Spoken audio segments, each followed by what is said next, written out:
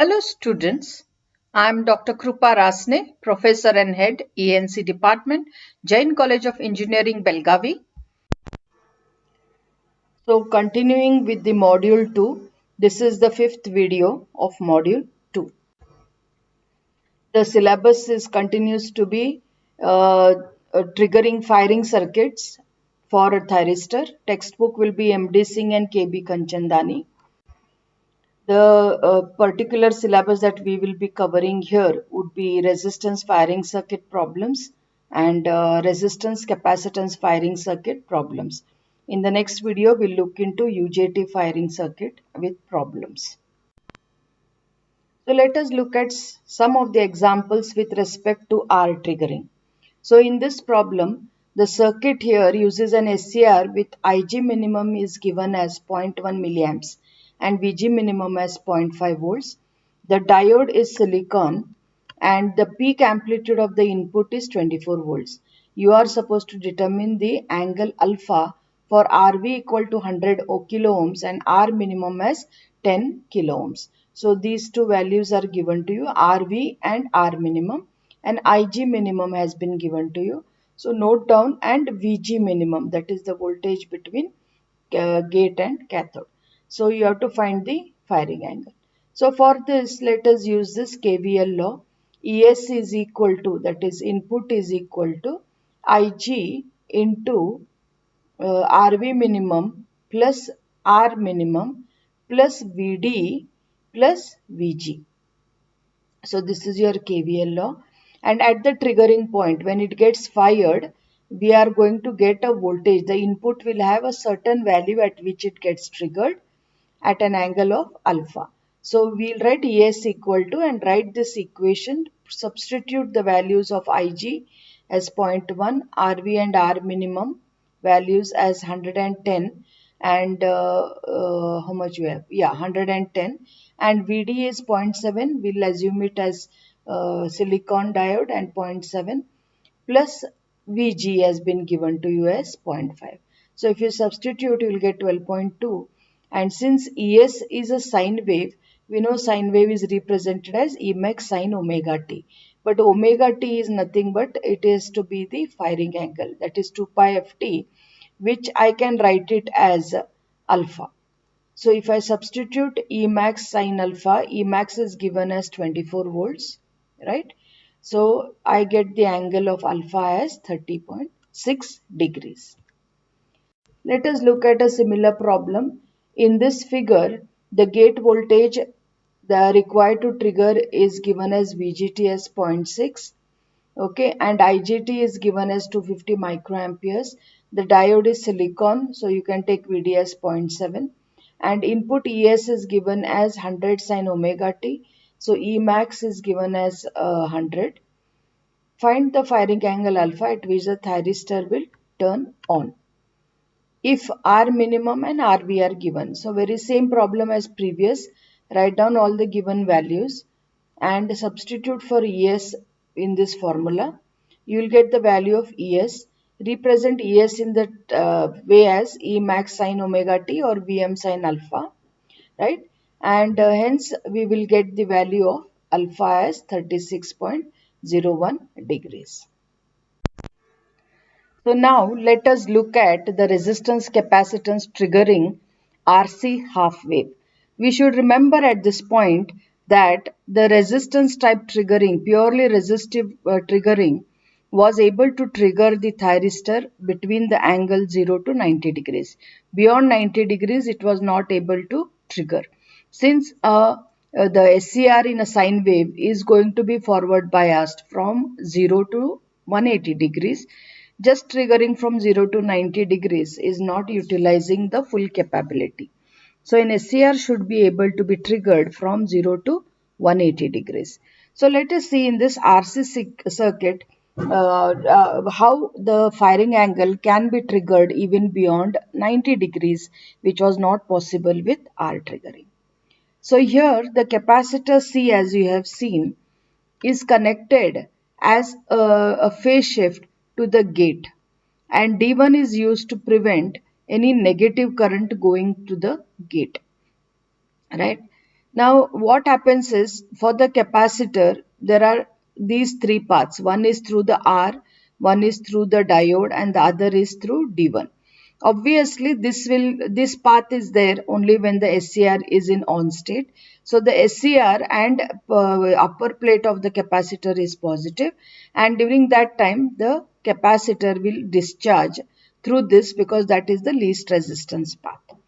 Now another path is how does the capacitor charge?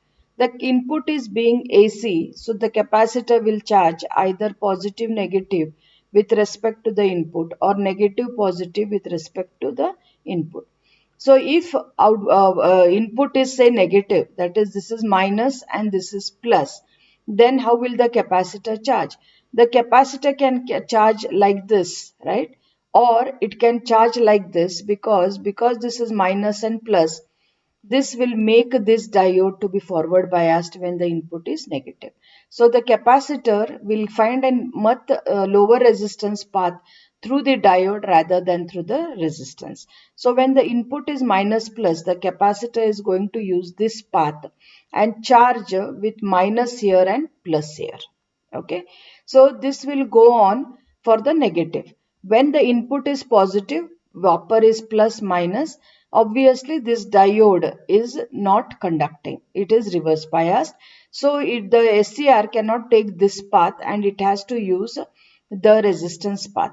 So obviously this resistance path is much higher, means the value of resistance is higher than here when this is conducting, and hence the RC time constant or the discharge time constant through the resistance will be much higher than when it was with the diode. So let us see how this particular thing could be utilized. So in our triggering, so that triggering occurs beyond this phase shift gives me triggering beyond 90 degrees.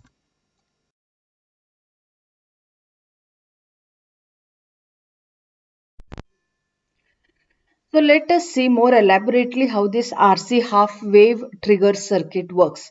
Why we are calling RC is we are introducing this capacitor, and why it is half wave is we are using only the SC, a single SCR which turns on only for the positive half cycle of the input. Input is AC as we have seen. Now, what are the problems in resistance was it was able to trigger only between 0 to 90 degrees. But by introducing this capacitor C, we are able to fire this SCR for the complete 0 to 180 degrees, unlike 0 to 90 degrees in R triggering. Okay, so now here that can be explained with this waveform. In this waveform, we are showing Vs, this is the input here. This dotted line is shown as the voltage across the capacitor Vc.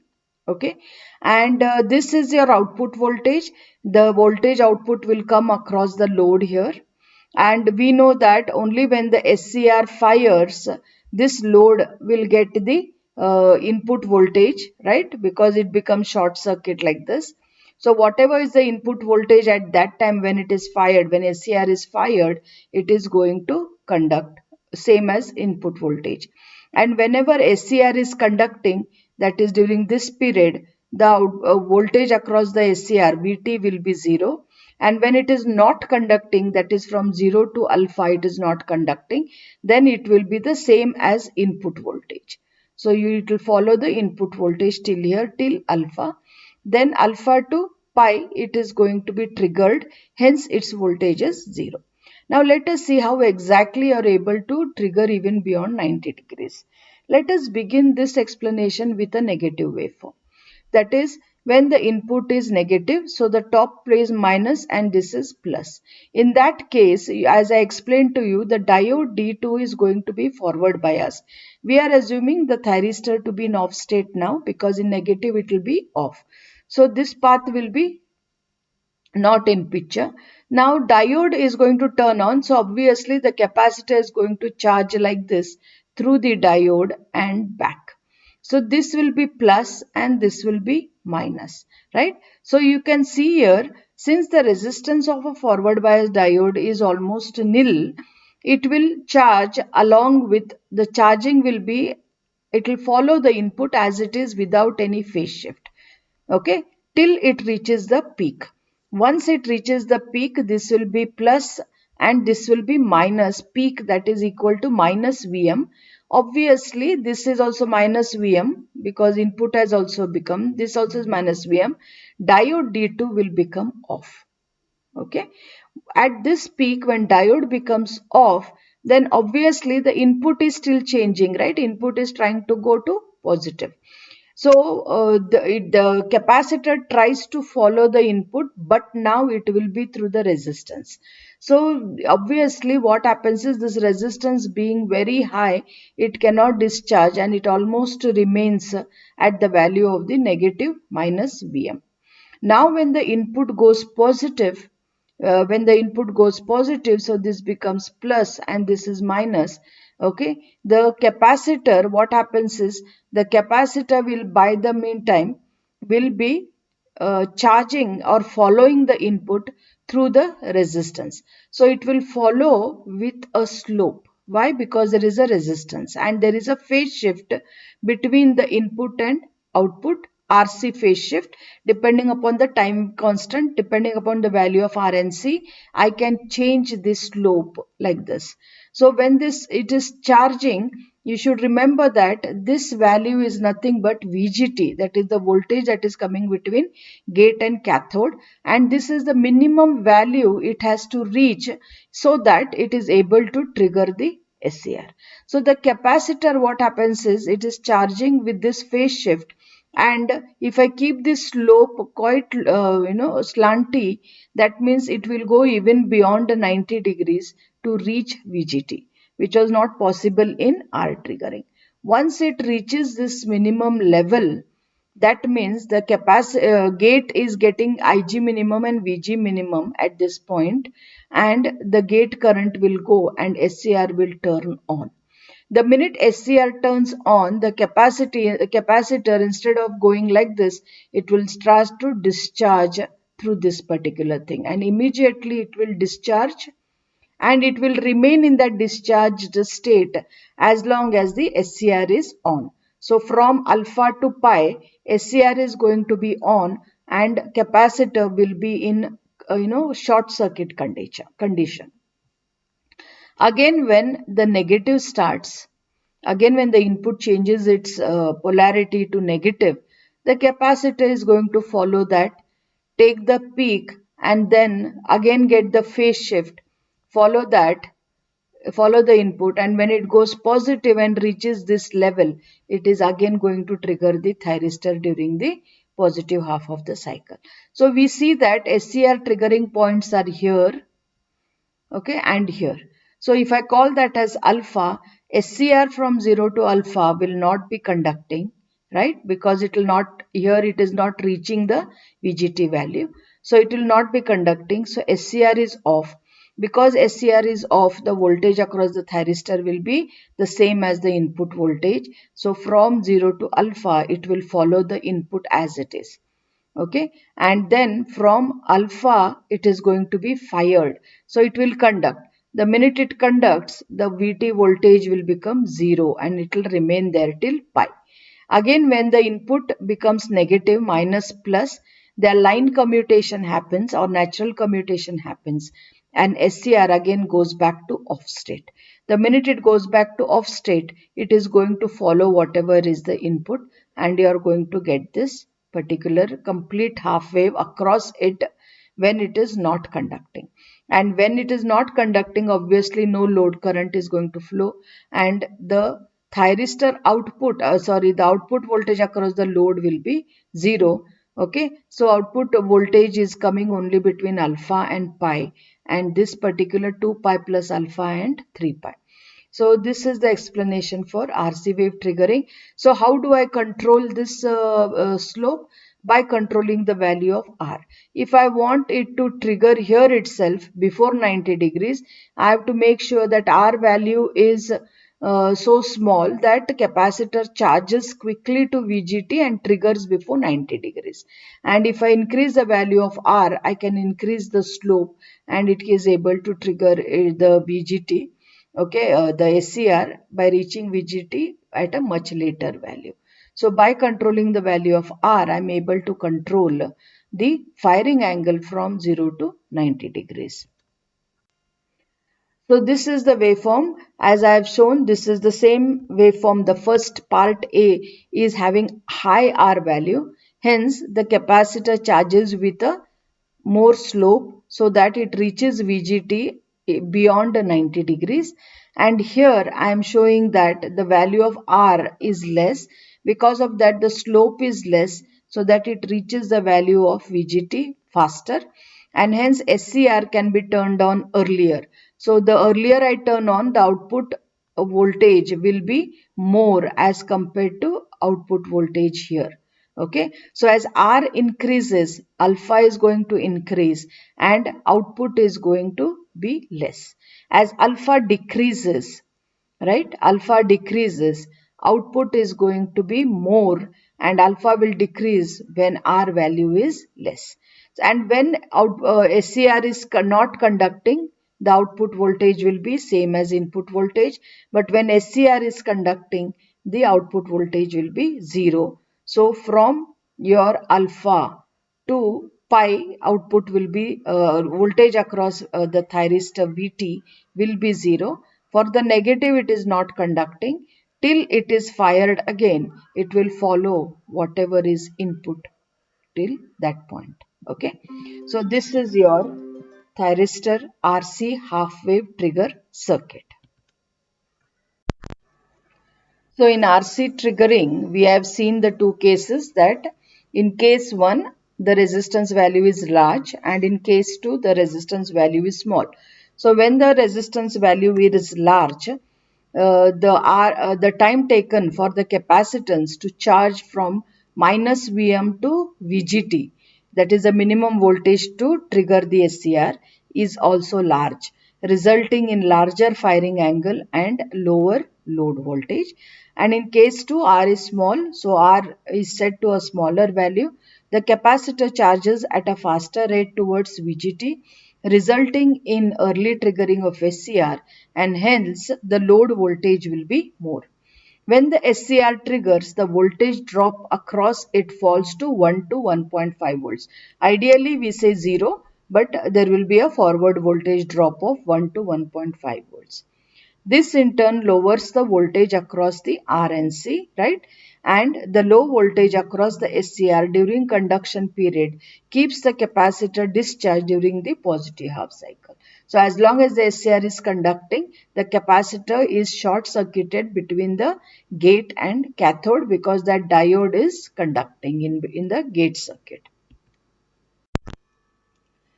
So now coming to the design aspect of this particular circuit, it should also help us to solve the problems given.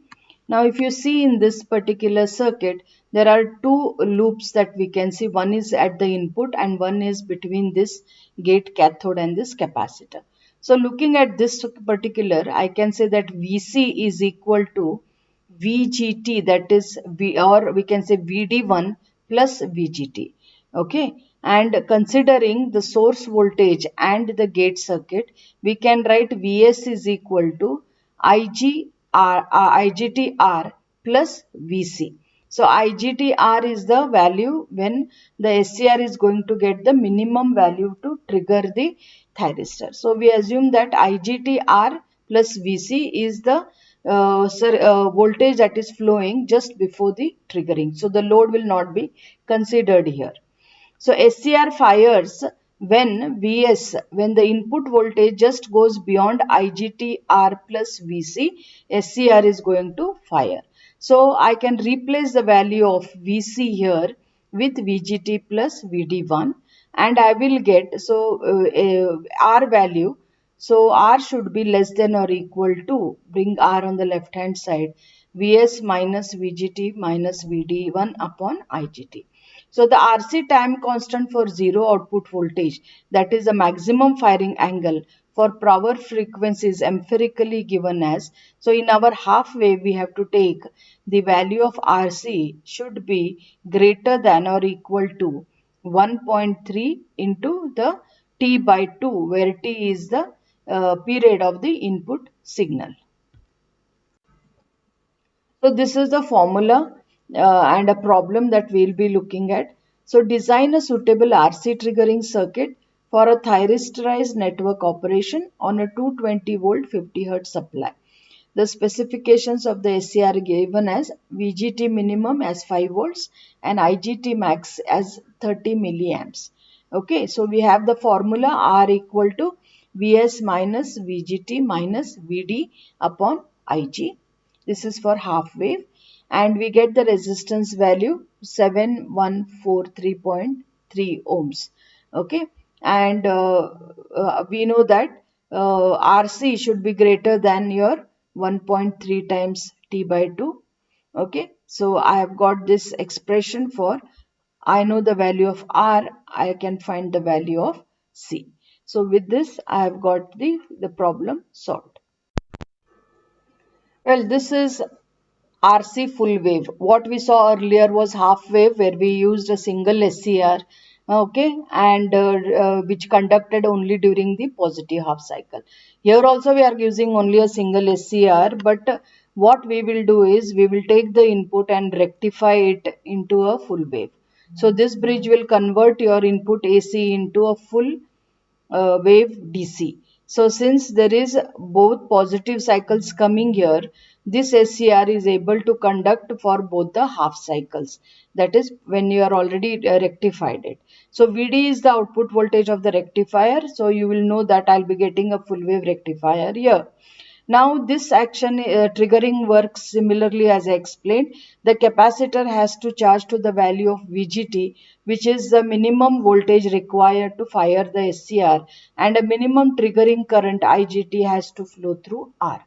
So once the capacitor reaches that value, okay, during the first half cycle, positive half cycle, the SCR will trigger this SCR, the capacitor will trigger this SCR, okay, and the SCR will conduct. Once the SCR conducts, the capacitor becomes short circuited and is almost equal to 0 because it is discharging all its voltage across this. Again, when the first positive half cycle is over, the next positive half cycle comes, and again the capacitor starts charging through this till the value reaches VGT, okay, and it triggers the thyristor. Note that the input per half cycle, positive half cycle and negative half cycle are both positive in this case, and the capacitor will always charge through the resistance R. Hence, it will maintain the charging slope as same. This we will explain in the next slide with the. So this is the waveform that we were looking at. So in this waveform, we can see this is the input wave that is given, and this is the output of the rectifier, which is converting your AC to a full wave DC, and hence the name full wave, RC full wave. And here the dotted line is shown as the capacitor charging. Note that it will charge from 0 and the slope will be dependent on the value of R. If the resistance value is high, so it will charge slowly to reach the value of VGT. So this dotted line you can see DC, that is the VGT, and that is a minimum voltage it has to reach in order to fire the SCR. So it will charge slowly and reach VGT here. So that would be alpha. That angle we call it as the firing angle alpha. Here the SCR will trigger and output current will flow through the load. So this is the load voltage and you will get the load voltage here. Okay.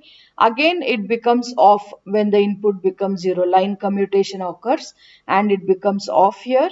And here though it doesn't go negative, the current through the SCR will be very less and it becomes off. Again during the positive it is forward biased, but it is not triggered till and until the capacitor again charges from 0 and gives the triggering pulse to the gate.